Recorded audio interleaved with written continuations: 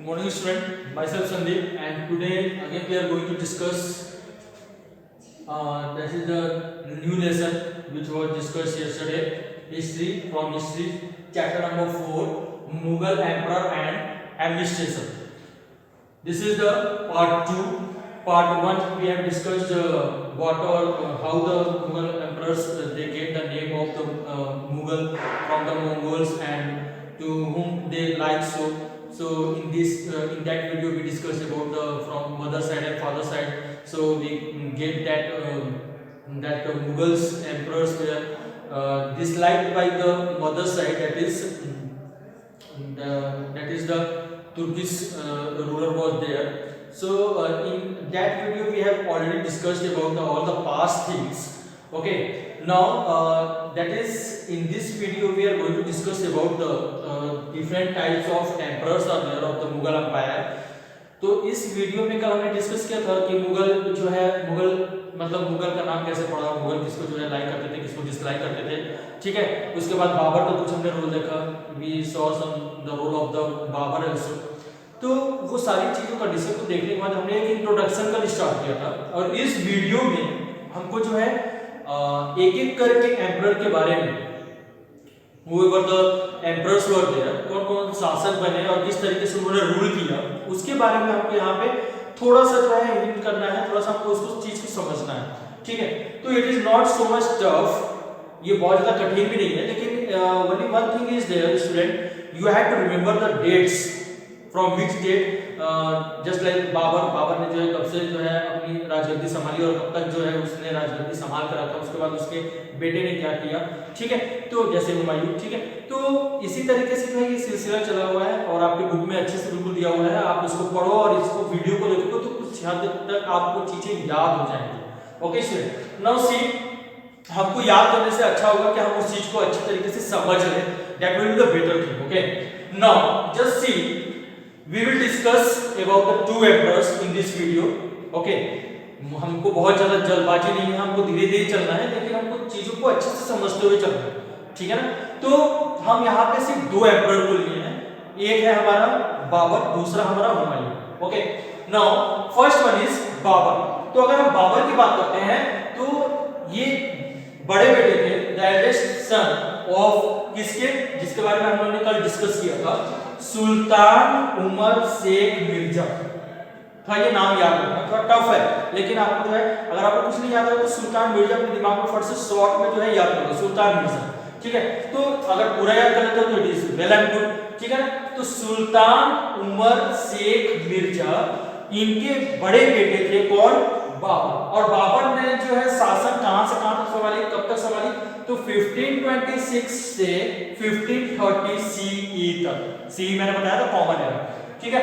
तो 1526 से लेके 1530 तक इन्होंने जो है राजगद्दी संभाली, means we can say almost 4 to 5 years, 4 से 5 साल तक जो है इन्होंने राजगद्दी संभाल रखी, किसने, बाबर ने। Now come on this particular dates, ये डेट्स हमको बताना चाहिए कि किस डेट में क्या घटना घटी, ठीक है ना।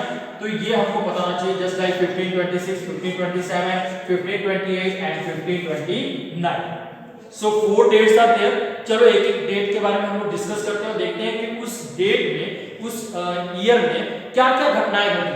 नाउ 1526 की अगर हम बात करते हैं तो 1526 में क्या हुआ था, defeated Ibrahim Lodi at Panipat. Defeated मतलब हरा देना, तो बाबर ने इब्राहिम लोदी को क्या किया, हरा दिया। कैप्चर्ड दिल्ली एंड आगरा, और उसको हराने के बाद, क्योंकि वहां पे इब्राहिम लोदी था दिल्ली आगरा में, तो उसको हराने के बाद दिल्ली और आगरा पे उन्होंने कब्जा कर लिया, किसने, बाबर ने। क्लियर एवरीबॉडी, समझ में आया ये पहला पॉइंट।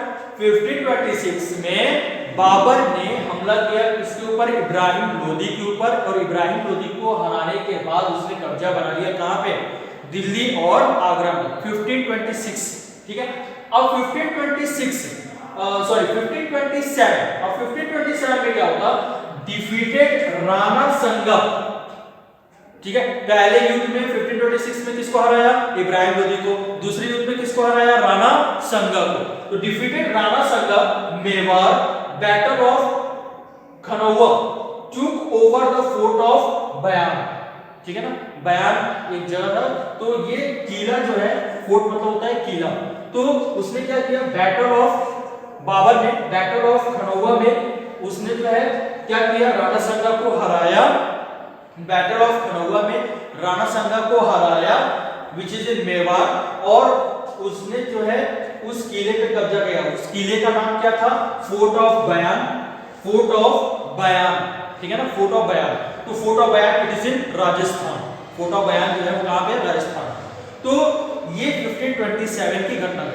1527 का याद हो गया, कुछ नहीं याद होगा तो याद कर लेना कि बाबर ने जो है राणा संगा को हराया था। 1526 में बाबर ने इब्राहिम लोदी को हराया था, ठीक है, और उसने किस पे कब्जा किया, दैट इज फोर्ट ऑफ बयान, ठीक है। नाउ 1528, ये तो 1526 था, 1527, 1528 में डिफीटेड द राजपूत को इसने हराया।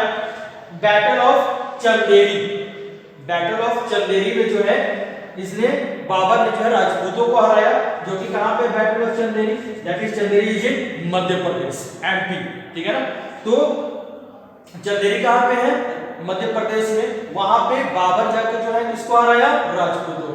क्लियर, देखो कैसे कितने धीरे आ गया। 1526 में इब्राहिम लोदी उसको हराया, 1527 में राणा संगा को हराया, 1528 में राजपूतों को हराया, ठीक है। उसके बाद 1529 में defeated the Afghan chief, Afghan का जो मुखिया था, जो चीफ था, लीडर था, उसको उसने हराया, battle of Ghaghra, battle of Ghaghra. Clear student, तो देखो ये 4 पॉइंट्स हमारे सामने आ गए, 1526, 1527, 1528, 1529, ये बिल्कुल सीरियल से है। कैसे याद करेंगे, 1526 में किसको हराया, इब्राहिम लोदी, 1527 में किसको हराया, राणा संगा को, 1528 में किसको हराया, राजपूत को, और 1529 में किसको हराया, दैट इज अफगान, अफगान के चीफ को, ठीक है ना, अफगान का जो रूलर था, जो चीफ था, जो शासक था, उसको हराया, that is in battle of Ghaghra. Clear student, Babur का पूरा समझ में आ गया। Now next one is Humayun. तो अब देखो बिल्कुल सीरियल से है, हुमायूं किसका बेटा है, बाबर का। जैसे Humayun eldest son of Babur, eldest son मतलब बड़ा बेटा, ये लोग 3 भाई थे, ठीक है। तो हुमायूं जो है किसका बेटा था, बाबर का, बाबर का हमने ऑलरेडी पढ़ा, बाबर का ये क्या था, बेटा था, ठीक है, बड़ा बेटा था। और उसने जो है राजगद्दी कब से कब तक चलाई, 1530 से 1540 तक, फिर अगेन 1555 से 1556 तक। क्लियर ना। अब यहाँ पे कुछ हम देख लेते हैं।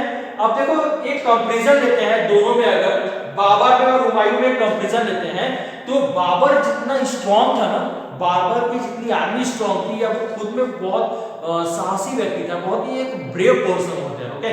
तो वो सारे यहाँ पे देखो सब में युद्ध में जो है वो जीता ही है, देख रहे हो ना, सब युद्ध में वो जीता ही है, किसी में हारा नहीं है। Defeated Ibrahim Lodi, defeated Ibrahim Lodi, defeated Rana Sanga, defeated Rajput, defeated Afghan ruler chief, ठीक है। तो ये हम देख रहे हैं, यहाँ पे साफ दिखाई दे रहा है कि बाबर बहुत ही क्या स्ट्रॉन्ग है, और वो युद्ध जो भी लड़ रहा है उसमें सब में जीतता जा रहा है। उसी का जस्ट अपोजिट अगर हम हुमायूं की बात करते हैं, तो हुमायूं उतना जो है बाबर की तरह स्ट्रॉन्ग नहीं था। मतलब एक तरह से कह सकते हो कि Humayun was not so much brave, वो बहुत ब्रेव नहीं था, साहसी नहीं था।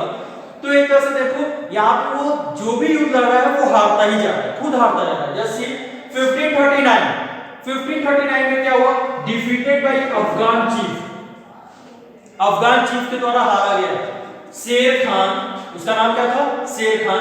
किस बैटल में, battle of Chausa, battle of Chausa जो हुआ था, यहाँ चौसा में लिखा है तो बैटल अंडरस्टूड है, battle of Chausa, battle of जो चौसा हुआ था, शेर खान के पक्ष में जो इसकी युद्ध हुई, ठीक है। शेर खान और हुमायूं के दोनों के बीच में जो है युद्ध हुआ, और उस युद्ध में जो है हुमायूं क्या हो गया, हार गया। दिया है ना, डिफीटेड बाय मतलब ये हार गया, किसके द्वारा हार गया, दैट इज शेर खान के द्वारा। क्लियर। फिर 1539 में हार गया शेर खान के द्वारा, फिर 1540 में अगेन युद्ध हुआ, उसमें भी क्या हुआ, डिफीटेड बाय शेर खान, फिर शेर खान से हार गया। और उस युद्ध में जो है उसने ये ठान लिया हुमायूं ने कि नहीं, मुझे जो है कुछ करना है, मुझे बदला लेना है, मुझे किसी भी तरह जीतना है। उसके अंदर ये जोश आ गया कि मुझे जीतना है, युद्ध जीतना है। तो यहाँ तो वो फिर हार गया, 1539 में भी हार गया शेर खान से, 1540 में भी हार गया, फिर 1555 में, अब यहाँ पे क्या हुआ, 1555 में recaptured Delhi from the Suris with the help of ruler of Iran, that is Safid Density। अब देखो किसी का सपोर्ट से ये क्या हो रहा है, युद्ध जीत रहा है, सिंपल सी बात है। इसने ये युद्ध जीत तो गया, शेर खान से युद्ध हुआ फिर अगेन 1555 में, करीब करीब जो कितने साल, 15 साल के बाद, ठीक है ना। 1540 में लास्ट युद्ध हुआ था जिसमें वो हार गया था हुमायूं, फिर 15 साल के बाद 1555 में हुआ, और 1555 में जब युद्ध हुआ तो एक सपोर्ट की वजह से, मतलब एक हेल्प की वजह से जो है वो हुमायूं जो है जीत गया। क्लियर। तो यहाँ पे आप देख सकते हो, recaptured Delhi from the Suris with the help of ruler of Iran, जो शासक था ईरान का वो बिलोंग करता था सफीद डेंसिटी से, उससे जो है उसने मदद दी, उससे जो है उसने हेल्प लिया। उसके बाद जो है जब ये थोड़ा स्ट्रांग हुए तब वो शेर खान को हरा पाए, अदरवाइज जो दो युद्ध हमने ऊपर देखा 1539 में जो हुआ चाहे 1540 में, उसमें बुरी तरीके से हुमायूं क्या हो गया था, हार चुका था। Clear student. तो यहाँ पर पहला कांसेप्ट याद करने का कांसेप्ट बहुत इजी है। पहला कांसेप्ट, बाबर और हुमायूं में कौन स्ट्रांग था, बाबर स्ट्रांग था, उसने 4 युद्ध किए, चारों युद्ध में वो क्या हो गया, विजय प्राप्त किया, he get the victory in that battle. Okay, उसमें जो है उसको जो है जीत मिली।